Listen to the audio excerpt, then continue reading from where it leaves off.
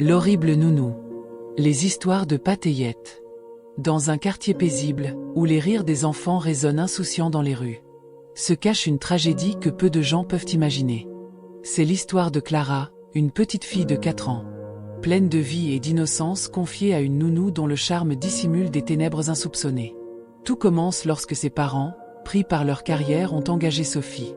Une femme au sourire chaleureux et aux références impeccables. Elle était belle et fraîche, très propre sur elle et semblait être dévouée pour ce genre de boulot. Elle racontait sa passion pour les enfants et racontait des anecdotes à propos des familles avec lesquelles elle avait déjà travaillé. Il pensait avoir trouvé la perle rare. Sophie semblait parfaite, attentive, douce et pleine de promesses. Mais derrière cette façade se cachait un cœur froid et manipulateur. Au début, tout semblait bien se passer. Clara s'épanouissait sous la garde de sa nounou. Mais peu à peu, des changements subtils s'opèrent.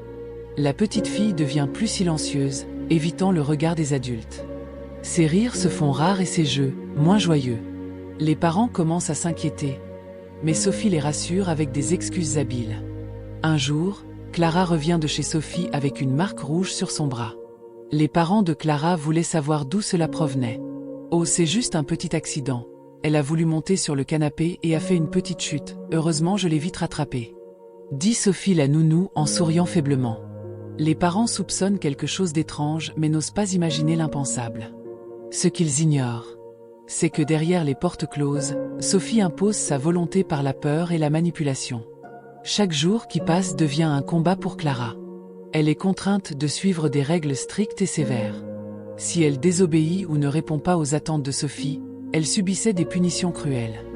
Des heures passées dans le silence, isolée dans une pièce sombre pour des erreurs insignifiantes. Un jour, alors que Sophie était affalée sur son canapé devant une série de TV Novela, la petite Clara, à qui elle n'avait pas changé de couche, se met à pleurer car sa couche était pleine et cela lui donnait des irritations. Sophie se mit en colère et d'un revers de la main, envoya la tête de la petite Clara droit vers le mur, laissant un bleu palpable sur le front de la petite Clara. Une autre fois, la petite avait saisi un verre d'eau sur la table et elle avait malencontreusement fait tomber car elle avait soif mais avait peur de demander. Sophie ne l'entendait pas de cette oreille. Elle saisit la petite et la projette avec vigueur et force sur le canapé, lui intimant de dormir sur le champ. Encore plus grave. Un jour, agacée par les pleurs de la petite, Sophie l'enferma toute une journée dans la buanderie sans lui donner à manger. Des jours et des semaines passèrent et l'état physique et mental de la petite Clara déclinait. Cela ne dérangeait pas plus que cela la nounou Sophie qui ne pensait qu'à jouir de la villa tout le long de la journée en l'absence des parents. Des fois, celle-ci y invitait même ses différents amants pour y organiser des parties festives, profitant de la piscine et du home cinéma. Et comme on le dit souvent, 99 jours pour le voleur et 1 jour pour le propriétaire. Un soir, après une longue journée de travail, les parents de la petite Clara rentrent chez eux plus tôt que prévu. Ils écoutent des cris étouffés de Clara provenant du salon. Ils se précipitent à l'intérieur et ce qu'ils découvrent leur glace le sang. Une véritable horreur. Sophie est en train de crier sur Clara tout en la maintenant fermement par le bras, et tenant une sorte de barre de fer métallique dans la main. Elle avait un air très menaçant. Voyant leur petite fille les yeux pleins de larmes, ce fut le grand choc. « Mais que se passe-t-il donc ici ?» s'exclama Linda, la maman de la petite Clara. Sophie, surprise par la présence des parents de la petite fille à ce moment-là, se met à bafouer. Elle bégait, son visage sombre émet des mimiques de déni. « Il n'y a rien de bien méchant. » pouvait-elle rétorquer à la question de Linda. Furieux et désespérés, les parents confrontent Sophie. La dénégation est immédiate. Elle prétend que c'est un malentendu et veut jouer sur leurs émotions pour se sortir d'affaire. Mais la colère des parents est palpable. Patrick le papa prend une courte échelle, monte dessus, et d'un geste lent et sûr, récupère sur le grand meuble de salon ce qui semble être une caméra. « Nous allons voir tout cela tout de suite si ce que tu dis est vrai », disait-il.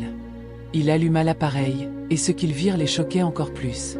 Linda, la maman fond tout de suite en larmes au regard de ces images insoutenables. On peut y voir clairement tout l'acharnement de Sophie sur leur petit enfant. Ils réalisent qu'ils ont placé leur confiance en quelqu'un qui n'en avait pas le mérite. « Linda, je t'avais bien dit que je la trouvais louche celle-là », s'exclama le papa. « Heureusement j'ai placé cette caméra, sinon nous n'aurions pas pu avoir des preuves et la confronter, disait-il. Sophie est immédiatement renvoyée et les autorités sont alertées pour enquêter sur son comportement. Elle devra sans doute passer un bon moment derrière les barreaux. Sauf que les cicatrices laissées sur Clara sont profondes. Le chemin vers la guérison sera long et difficile. Ses parents s'engagent à lui offrir tout l'amour et le soutien dont elle a besoin pour surmonter cette épreuve en grandissant. Cette histoire n'est pas seulement celle de Clara. C'est celle de milliers d'enfants qui souffrent en silence derrière des portes closes. Il est impératif de rester vigilant et d'écouter les voix souvent inaudibles des plus vulnérables parmi nous. Derrière chaque sourire, se cache parfois une douleur inavouée. Ensemble, nous devons briser le silence et protéger nos enfants. Dites-nous en commentaire ce que vous pensez de cette histoire et surtout, n'oubliez pas de vous abonner pour plus de vidéos.